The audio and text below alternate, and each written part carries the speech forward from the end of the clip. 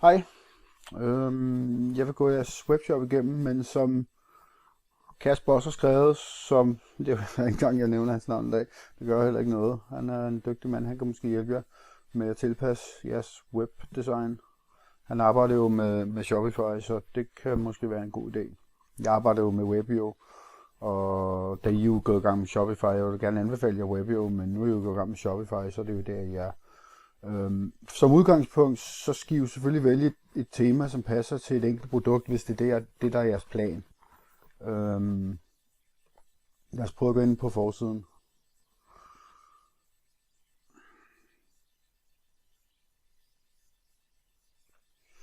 Den fornemmelse, som jeg forventer, når jeg kommer ind på en one-page side, det er jo, at jeg med det samme forstår, hvad det er, I vil sælge til mig. Og det forstår jeg ikke her. Jeg savner noget tekst her på det her banner, eller logo, eller noget, der ligger foran her. Noget med, at her kan du finde noget Argan Oil produkter. Umiddelbart, så vil jeg jo sørge for at have en menu, der ligger heroppe. Det vil sige, at jeg lægger menuen, der er hernede, den ligger jeg heroppe. Og så vil jeg ikke have et link til shop, men jeg vil have produktet liggende på forsiden til sit one page. Jeg skal simpelthen have nærmest en one page side.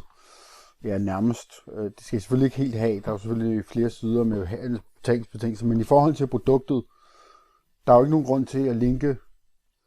Ja, det ved jeg ikke. Ja. Men som udgangspunkt, så vil jeg smide det herop. Og så vil jeg have et banner, hvor jeg ligesom kommunikerer ud, hvad det er, I har med det samme. Så når jeg kommer ind her og kigger her, så kan jeg se, hvad det er, I har. Det vil sige, det der ligger her, skal op her. Produktet, der er her. Nu går det ikke væk, kan jeg se. Jo, det gør det nu, når jeg går helt herud. Jeg vil gøre produktet mindre her, og så vil jeg lægge produktet herud. Så vil jeg have teksten stående her.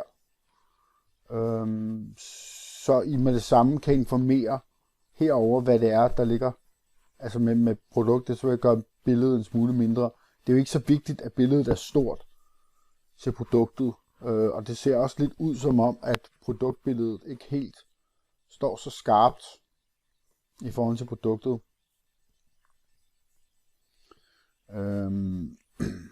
I footeren, der mangler I en menu, noget adresse her med jeres adresse og CVR-nummer, information om handelsbetingelser, levering, reklamation og forskellige ting. Og så mangler I noget med noget sociale medier herover. Og når I tager PayPal, så står der bare PayPal, så skal I fortælle, at I tager imod PayPal, og I skal informere om, hvad PayPal er, og hvordan det foregår med PayPal. I har det sociale medier her, men der er ikke rigtig nogen informationer. Jeg vil sætte de her op, så de står lodret i stedet for. Eller så vil jeg lægge noget ind her, som informerer om, hvad det er, og så vil jeg fortælle, hvorfor jeg skal gå ind på de sociale medier og dele, eller og se på jeres side. Hvad er det, I giver mig? Fortæl mig, hvad det er, I giver mig, så jeg får lyst til at gå ind og trykke på de her knapper, der er her.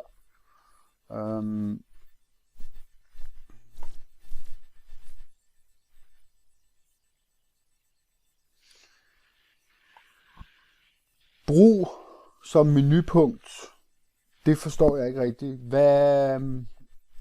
Brug, det forstår jeg ikke. Jeg forstår ikke, og det vil andre kunder heller ikke kunne forstå. Når jeg trykker på det, så kommer jeg ind på det, og så forstår jeg det. Det giver ikke rigtig mening for mig, at det hedder brug. Så det skal I prøve at finde noget, der ligesom giver mening for den, som skal klikke. Hvad er det, brug går ud på? For eksempel så kunne det menupunktet hedde om Argan Oil, eller Argan Oil, eller hvad det hedder. Om det er på engelsk, det der måske. Eller Argan og Argan Oil er måske ikke det samme. Det er fordi, jeg var inde og kigge på en webshop på et tidspunkt, hvor det hedder Argan Oil.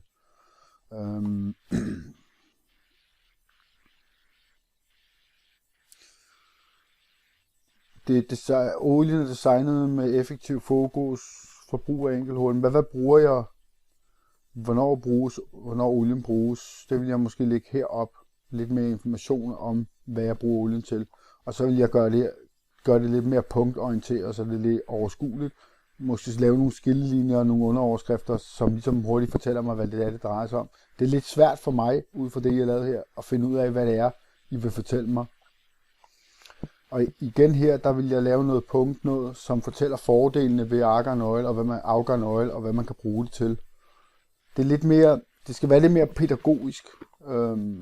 Jeg vil faktisk foreslå, at jeg laver en historie med nogle billeder,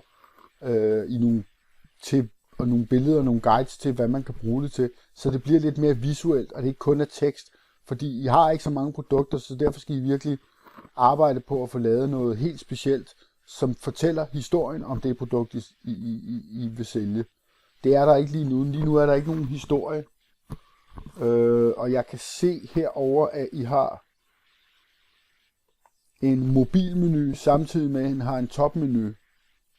Og mobilmenuen skal jo kun være der, når topmenuen ikke er der. Det vil sige, når jeg pakker det her sammen, så skal det være mobilmenu og ikke topmenu. Så der er lidt med det responsiv, der ikke helt fungerer optimalt. Søg, hvad sker der, når jeg trykker der?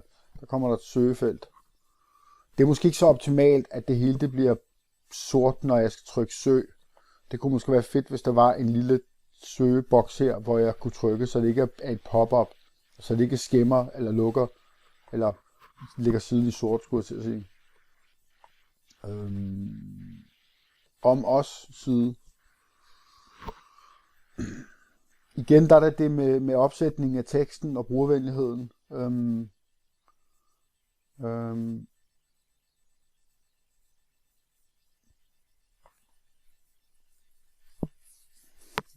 Igen, der er der det der med, hvad er det, jeg får ud af at følge jer. Så kunne jeg måske skille og sige, Facebook, der kunne du få det og det, vi deler de informationer. Instagram, nu ved jeg ikke, hvad man kan bruge Instagram til i forhold til det, I laver, men måske kunne I poste nogle tip, eller poste tip til, hvad man kan bruge det til. Og så kan I lave sådan nogle små instruktionsvideoer om argan oil på Snapchat. Sådan nogle sjove ting, ikke? Som fortæller mig, hvad jeg får. Igen, der mangler jeg noget information om, hvad er det, I gerne vil ved mig. Jeg har brug for at vide, hvad I vil. Ved mig, altså.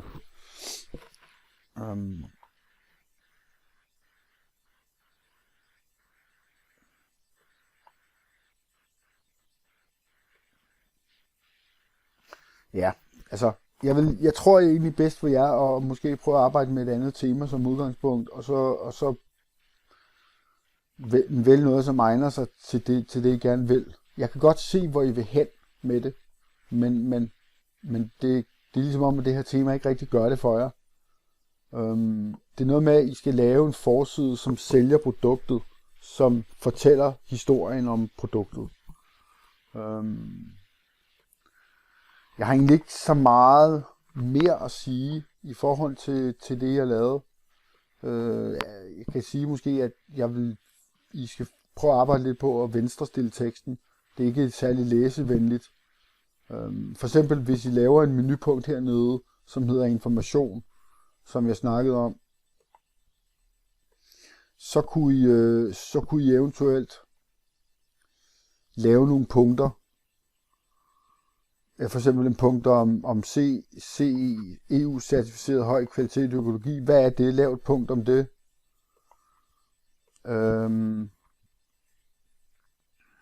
Ja. Jeg har egentlig ikke... Vi kan lige kigge på kontaktsiden.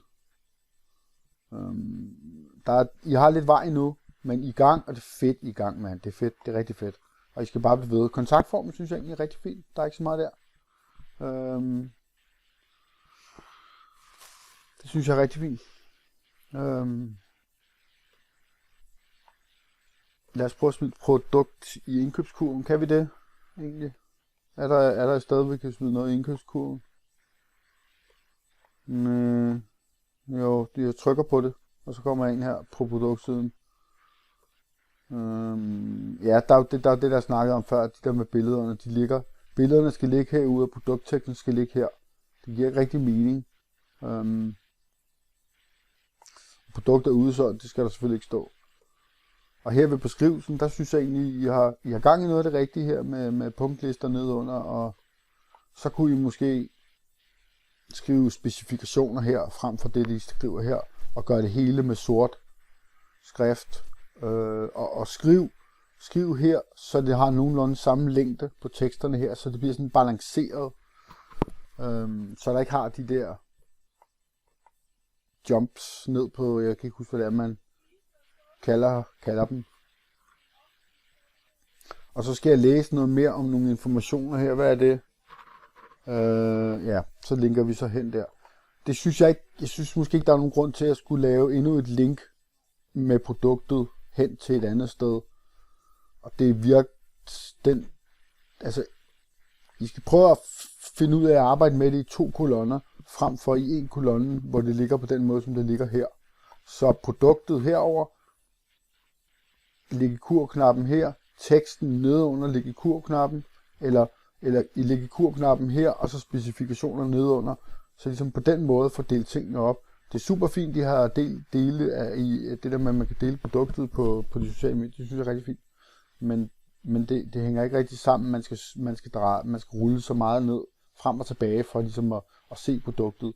Det gør det enormt uoverskueligt. Men kan jeg proppe det i kurven? Eventuelt? Nej, det kan jeg ikke. No. Så kan vi måske kigge på indkøbskurven. Din indkøbskurve er tom. Okay, der er ikke så meget, jeg kan se her. Ja, så er det svært. Jeg vil gerne kigge på jeres indkøbskurve. Men umiddelbart, der er det mine forslag til jer. Jeg håber, I får arbejdet med siden. Så vil jeg rigtig gerne kigge på det igen, og I arbejder lidt mere på den.